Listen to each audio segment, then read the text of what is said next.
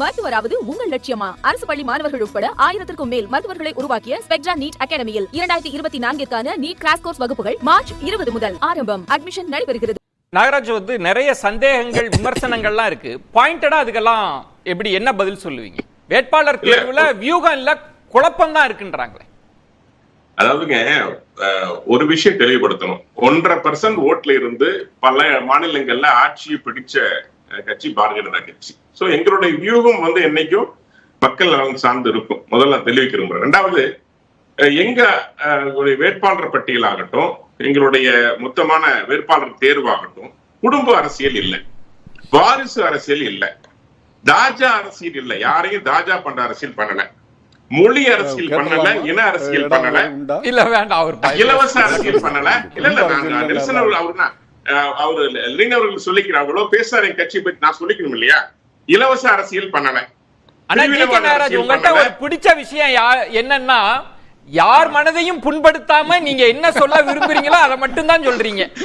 ஏமாற்று அரசியல் இல்ல, இல்ல ஏமாற்று அரசியல் இல்ல, சாதி அரசியல் இல்ல, மதவாத அரசியல் இல்ல. இதெல்லாம் இல்லாம ஒரு அருமையான வேட்பாளர் நாங்க கொண்டு வந்திருக்கிறோம். அது முதல்ல பதிவு செய்ய விரும்புறேன். ரெண்டாவது, அண்ணன் சொன்னாங்க இது மாதிரி வேற தலைகள் வெளியே வந்துருவாங்க, ஹைலைட் ஆயிருவாங்க. உங்களுக்கு ஒரு விஷயம் சொல்றேனுங்க. இப்ப நிறைய பேர் பாஜக அறிவிக்கப்பட்ட வேட்பாளர்கள் வடக்கு பகுதியில, வடக்கு மாநிலங்கள்ல எங்களால் நிக்க முடியாதுங்கிறாங்க. என்ன காரணம் தெரியுங்களா? ஒரு நாளைக்கு ஒரு எம்பியா இருந்தாலும் சரி, அமைச்சரா இருந்தாலும் சரி, 16 மணி நேரம் வேலை செய்யுங்க. 16 மணி நேரம் பட்டியல் போட்டு கையில கொடுத்துருவாங்க.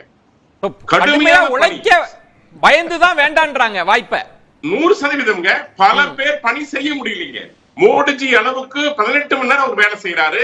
அவருக்கு இணையா வேலை செய்ய குறித்து தொடர்ந்து வாட்ச் பண்றாங்க. அவங்க பணிகளை தொடர்ச்சியான சுற்றுப்பயணம் நிறைய. அதனாலதான் கேபி ராமன் எல்லாம் சொல்லி இருக்கிறாரு, 16 மணி நேரம் என்னால முடியாதுங்க, உடம்பு சரியில்ல அப்படின்னு சொன்ன பிறகு நீங்க கொடுத்திருக்கீங்களே வாய்ப்பு. கஷ்டப்படுவாரே ரொம்ப. இல்லைங்க, நான் என்ன சொல்றேன், நீங்க இவ்வளவு வருஷம் தேசப்பணி ஆட்சிட்டீங்க, அதனுடைய பலன் இந்த கட்சிக்கு வரணும், நாட்டுக்கு வரணும். இதுதான் உண்மை. ஏன்னா ஒரு அறிமுகமான ஒரு வேட்பாளர் நிறுத்துகின்ற பொழுது மக்கள் அவருக்கு வாக்களிப்பார்கள். அதை வாக்காக மாற்ற வேண்டும், அவரை வெற்றிக்கு பயன்படுத்திக் கொள்ள வேண்டும். இதுதான் ஒழிய யாரையும் புறப்பணிப்பதோ இது பாஜக சரித்திரமே கிடையாதுங்க. யார் உழைத்தாலும் அவர்களை முன்னுக்கு கொண்டு வர்ற கட்சி ஒன்றால் பாரதிய ஜனதா. சரி, இப்ப நீங்க தொடர்ந்து அமித்ஷா அவர்களினுடைய தேர்தல் வியூகம், மோடி அவர்களோட தேர்தல் வியூகத்தெல்லாம் பாராட்டி பேசுவீங்க. ஆனா ஷபீரா இருக்கட்டும், லெனினா இருக்கட்டும், கேசிபியா இருக்கட்டும், இது ரொம்ப குழப்பமான முடிவுன்னு சொல்றாங்க. எந்த பலனும் கிடைக்காது. இதுக்கு காரணம் அமித்ஷாவோ மோடியோ இல்ல. 98ஆம் ஆண்டு முத ஜெயலலிதா அம்மையாரோட கூட்டணி வச்சாங்க. அடுத்து இந்தியாவில் கவர்மெண்ட்டை காப்பாற்றுறதுக்கு என்டிஏ கலைஞர் சொல்றதும் திமுக தலைவர் கருணாநிதி கூட கூட்டணி வச்சுட்டாங்க. அன்னைக்கே மாறி மாறி கூட்டணி போகக்கூடிய கட்சிங்கிறது ஒரு மிலிட்டன் பார்ட்டிக்கு அப்படி ஒரு பேர் வந்துட்டு தமிழ்நாட்டில்.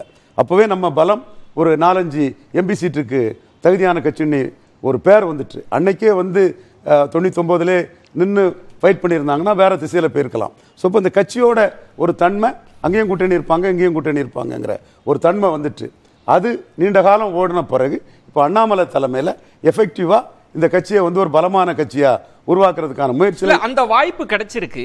ஆனா வேட்பாளர் தேர்வுலையோ தொகுதி தேர்வுலையோ தவறு நடந்திருக்குன்னு ஷபீர் சொல்றாரு. அது தேசிய கட்சிகளை பொறுத்தளவுல பல ஃபோர்ஸஸ் ஒர்க் பண்ணோம். அண்ணாமலை மட்டுமே லீடர்னு அங்கே பார்க்க முடியாது. பல லீடர்ஸ், பல லாபிஸ் எல்லா தேசிய கட்சிகளையும் இருக்கும். அது காங்கிரஸ்லயும் இருக்கும், காங்கிரஸ் மாநில பாஜகவிலும் இருக்கத்தான் செய்யும். PL சந்தோஷ் வெர்சஸ் எதியூரப்பா கர்நாடகாவில் இருக்கத்தான் செய்யுது.